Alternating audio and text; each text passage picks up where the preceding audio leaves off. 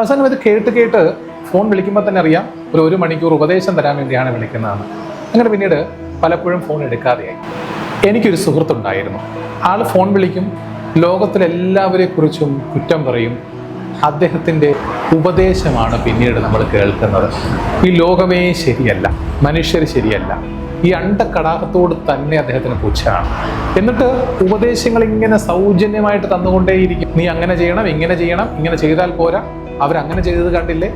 അവസാനം ഇത് കേട്ട് ഫോൺ വിളിക്കുമ്പോൾ തന്നെ അറിയാം ഒരു മണിക്കൂർ ഉപദേശം തരാൻ വേണ്ടിയാണ് വിളിക്കുന്നതെന്ന്.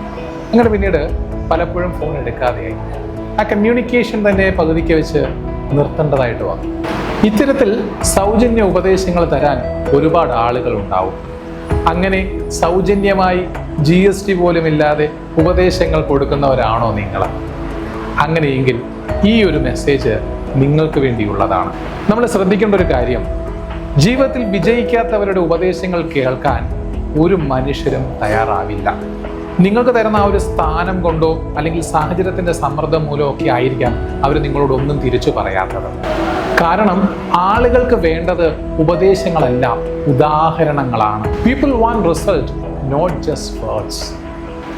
നിങ്ങൾ ജീവിതത്തിൽ വിജയിച്ചവരാണെന്നുണ്ടെങ്കിൽ നിങ്ങളുടെ വാക്കുകൾ കേൾക്കാൻ ഒരുപാട് ആളുകൾ ഉണ്ടാവും. നിങ്ങളുടെ വീഴ്ചകളും പരാജയങ്ങളും അബദ്ധങ്ങളും പോലും കേൾക്കുവാൻ വേണ്ടി ജാഗരൂകരായി നിങ്ങൾക്കൊപ്പം ആളുകൾ ഉണ്ടാകും. So dear friends, build yourself first. Your success will become real inspiration to others.